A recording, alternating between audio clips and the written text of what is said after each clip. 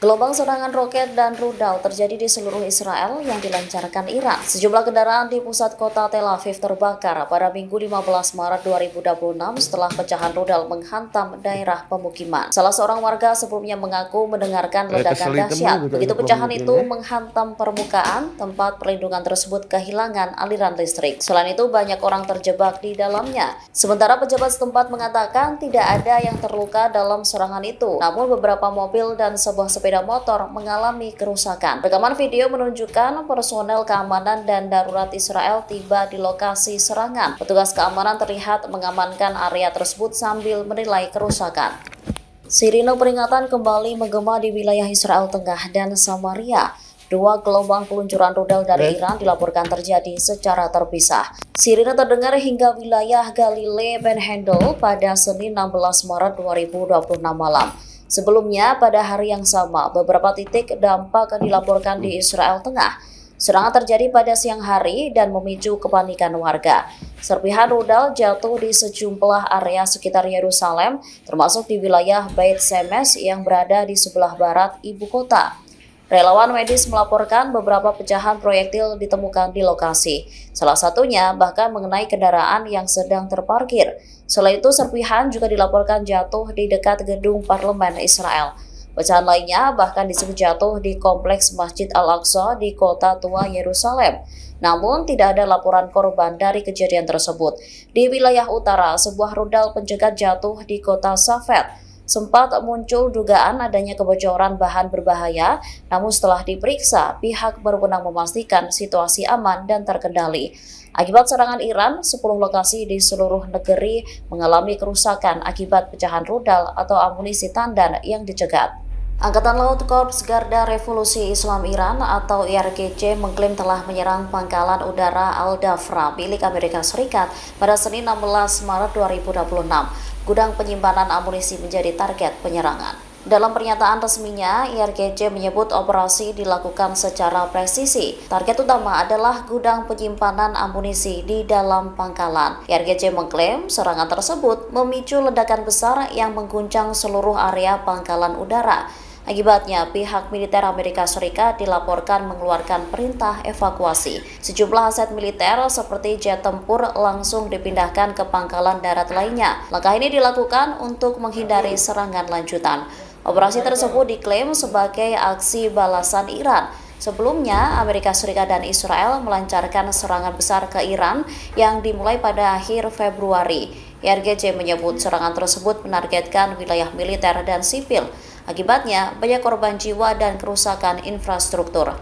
Sebagai balasan, Iran meluncurkan gelombang serangan rudal dan drone ke pangkalan militer Amerika Serikat dan juga wilayah Israel. Wakil Presiden Komisi Eropa Kaja Kallas menyatakan bahwa Eropa belum memiliki rencana untuk memperluas misi Angkatan Lautnya ke Selat Hormuz. Ia menegaskan bahwa fokus Uni Eropa saat ini masih berada di kawasan Laut Merah. Kallas mengatakan hingga saat ini belum ada keinginan untuk mengubah mandat operasi Aspides. Menurutnya, Eropa bukan bagian dari konflik yang sedang berlangsung antara Amerika Serikat, Israel, dan Iran. Dirinya menilai tujuan politik dari perang tersebut juga masih belum jelas. Meski demikian, Uni Eropa tetap menaruh perhatian besar pada Selat Hormuz. Pasalnya, jalur ini sangat vital bagi distribusi energi, pangan, dan pupuk ke berbagai negara. Di sisi lain, Iran dilaporkan masih memblokir lalu lintas laut di kawasan tersebut. Sebelumnya, Presiden Amerika Serikat Donald Trump memperingatkan sekutu NATO agar turut membantu membuka jalur pasokan minyak global. Ia menyebut akan ada konsekuensi serius jika hal tersebut tidak dilakukan. I also discussed with UN Secretary General Guterres and many others over the past days how to keep the Strait of Hormuz open. Europe has no interest in an open-ended war.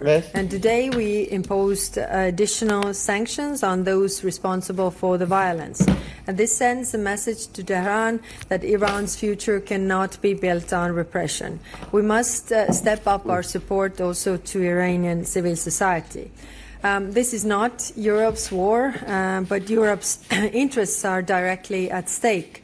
Now, restarting the shipments of fertilizers, food and energy through the Strait of Hormuz is another urgent priority. Today we discussed options to better protect the shipping in the region. EU already has naval operations in place. We have Aspides that plays a key role in safeguarding the freedom of navigation. There was, in our discussions, a clear wish to strengthen this operation, but for the time being, there was no appetite in changing the mandate of the Operation Aspides for now. While the Strait of Hormuz is at the center stage, the Red Sea also remains critical. The risk that Houthis get involved is real, so we must remain. Iran meluncurkan gelombang serangan gabungan rudal dan drone ke wilayah yang berada jauh di dalam wilayah Palestina yang diduduki. Tanya itu, serangan juga menyasar pangkalan-pangkalan Amerika Serikat. Televisi pemerintah Iran melaporkan Angkatan Bersenjata Iran melakukan serangan besar-besaran secara serentak. Serangan besar-besaran terhadap wilayah pendudukan dilakukan bersamaan dengan penargetan di timur laut ibu kota Teheran. Media Israel melaporkan sirine peringatan berbunyi di sejumlah wilayah termasuk Tel Aviv, Gusdan, Saron hingga Somron. Jutaan warga dilaporkan bergegas menuju tempat perlindungan yang telah diperkuat. Sejumlah warga di Yerusalem dan sekitarnya menyebut mendengar ledakan tak biasa. Pecahan rudal tandan Iran terlihat melintas di langit wilayah tengah yang menimbulkan kekhawatiran di kalangan warga. Sementara itu, Korps Garda Revolusi Islam atau YRGC disebut meluncurkan rentetan rudal balistik. Targetnya mencakup wilayah Israel serta sejumlah pangkalan Amerika Serikat di kawasan dan Israel. Dalam pernyataannya, YRGC menyebut target utama berada di jantung wilayah Tel Aviv dan Bandara Ben Gurion. Sasaran tersebut meliputi pusat produksi senjata kedirgantaraan dan fasilitas logistik pengisian bahan bakar udara. Selain itu, YRGC juga mengklaim telah menyerang pangkalan militer Amerika Serikat termasuk Al-Dafra, Jufair, dan Sheikh Isa. Serangan dilakukan menggunakan rudal jarak menengah seperti Fateh, Zolfahar, dan Desful, serta drone tempur. Kelompok perlawanan Islam di Lebanon mengumumkan telah melancarkan sejumlah operasi militer terhadap pasukan Israel. Serangan ini disebut menargetkan titik kumpul dan posisi tentara di wilayah perbatasan.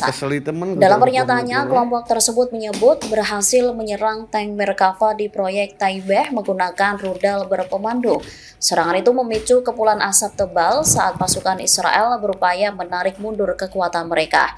Tak berhenti di situ, serangan lanjutan dilakukan dengan tembakan artileri dan rentetan roket ke arah yang sama.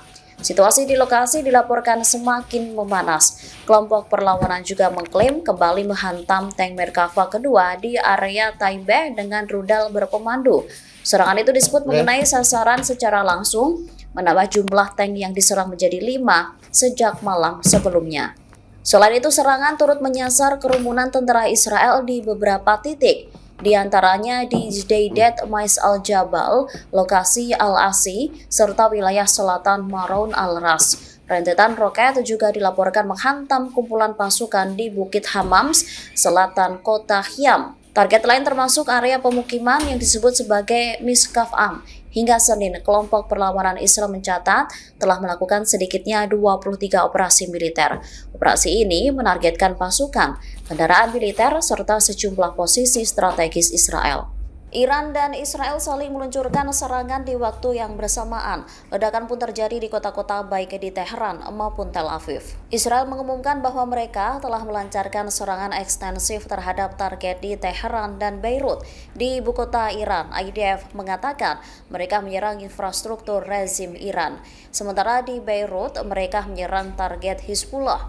Serangan serentak ini terjadi setelah Iran dan Hizbullah melancarkan sejumlah serangan bersamaan terhadap Israel. Pasukan pendudukan menduga serangan tersebut telah dikoordinasikan. Sementara televisi pemerintah Iran melaporkan Angkatan Bersenjata Iran melakukan serangan besar-besaran secara serentak.